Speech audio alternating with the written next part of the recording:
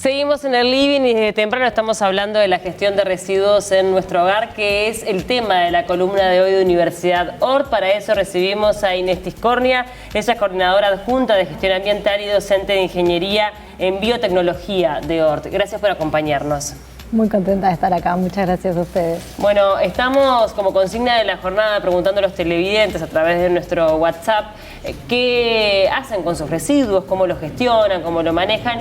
Y la verdad es que hemos encontrado respuestas muy interesantes en el sentido de que hay gente que de verdad tiene conciencia ambiental y trabaja a diario para eso. Pero también hay mucha gente que desconoce o que tampoco tiene las facilidades porque la intendencia del lugar en donde vive no se las da. Eso también es un gran problema. Pero arranquemos con lo que podemos hacer cada uno, en definitiva, ¿no? Sí, sí.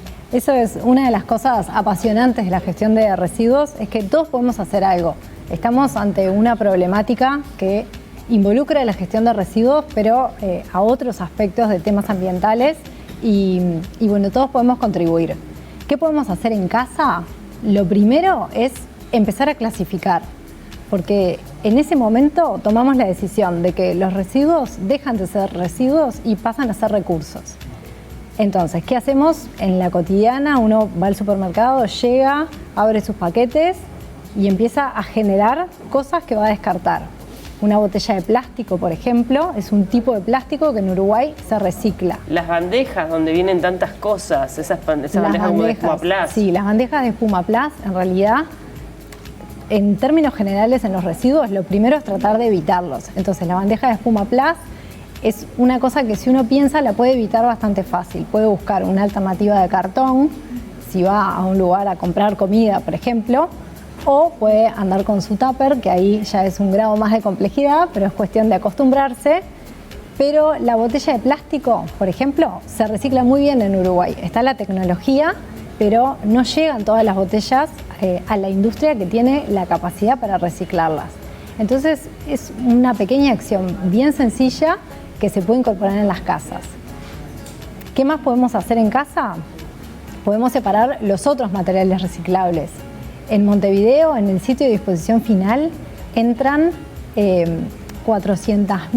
de 400.000 toneladas por año de residuos y de esos el 30% se podrían reciclar.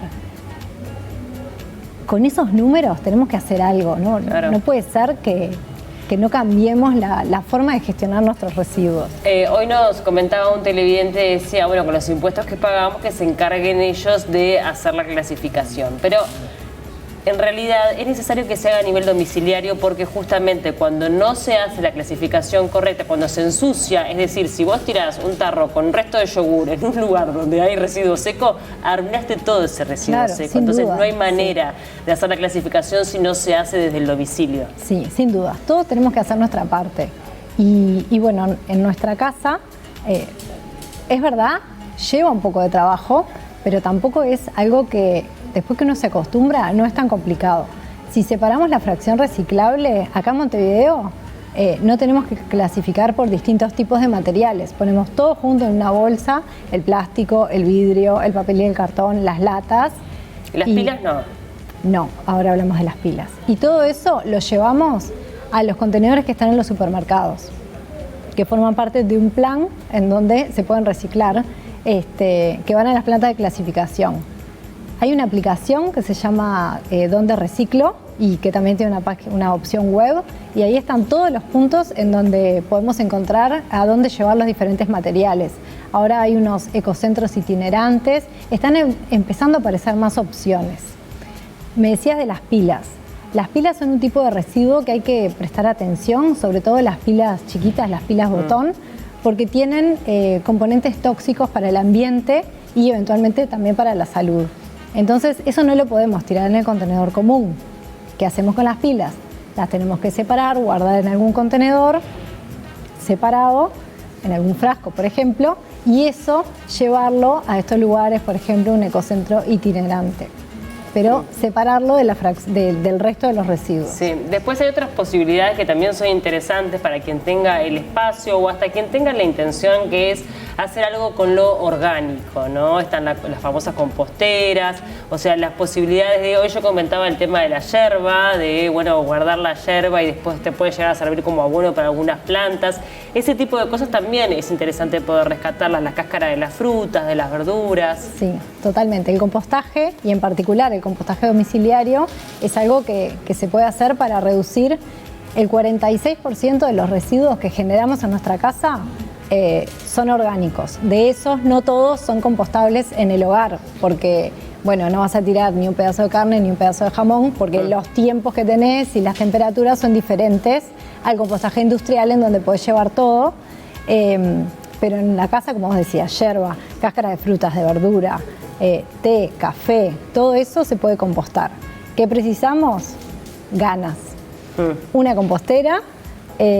Y bueno, y algunas nociones, hay un montón de información disponible en internet. De hecho, hay un proyecto en la Intendencia de Rivera en el que desde la universidad estuvimos trabajando, en donde se entregaron 500 composteras en un plan piloto a diferentes familias y acompañaron con asesoramiento como el aprendizaje a manejar esas composteras. Y de ese proyecto se está generando una guía para que sea útil para otras intendencias que quieran incorporar el compostaje como forma de gestión de residuos. Ahora, ¿qué compromiso hay? Ahí estamos hablando un poco de lo que podemos hacer nosotros, pero también es cierto que a nivel empresarial de repente es necesario que haya determinado compromiso. Hoy comentábamos más temprano también el hecho de los packaging. Estamos en épocas donde, bueno, sabemos que hay mucha más basura, siempre están los conflictos aquí en Montevideo con la acumulación de basura, porque claro, todos los paquetes tienen cartones y todo demasiado packaging para un producto de repente mucho más pequeño. ¿Cómo se trabaja en esa conciencia también a nivel empresarial? Bueno, ahí hay un tema que es como cambiar el paradigma, cambiar la forma en la que estamos acostumbrados a producir las cosas. Nosotros venimos de un modelo de economía lineal en donde se toman recursos de la naturaleza, se produce algo y se generan residuos. A nadie le preocupaba si tenía mucho packaging, y lo que importaba era que el producto estuviera sin, que no se alterara. Y bueno, y en realidad estamos también invirtiendo dinero en producir un residuo. Entonces, el cambio hacia la economía circular, que es lo que se está trabajando hace unos años, busca minimizar la generación de residuos, rediseñar para que no haya residuos en el proceso. Entonces, ese es como el gran paraguas que tenemos que lograr para minimizar el packaging y que en alguna Navidad futura no tengamos este problema de que haya que reforzar con contenedores porque no alcanza el espacio para tirar todos los residuos que se generan. Totalmente. ¿Qué es lo que se hace desde Universidad Hort? Bueno, ¿Cómo se trabaja desde ahí? Sí, nosotros en la universidad en el año 2016 empezamos a trabajar como en un proyecto que buscaba concientizar sobre estos temas. Un proyecto que tenía foco en estudiantes y en funcionarios. Queríamos cambiar nuestra gestión de residuos porque, bueno, también teníamos una clasificación, pero había mucho para mejorar.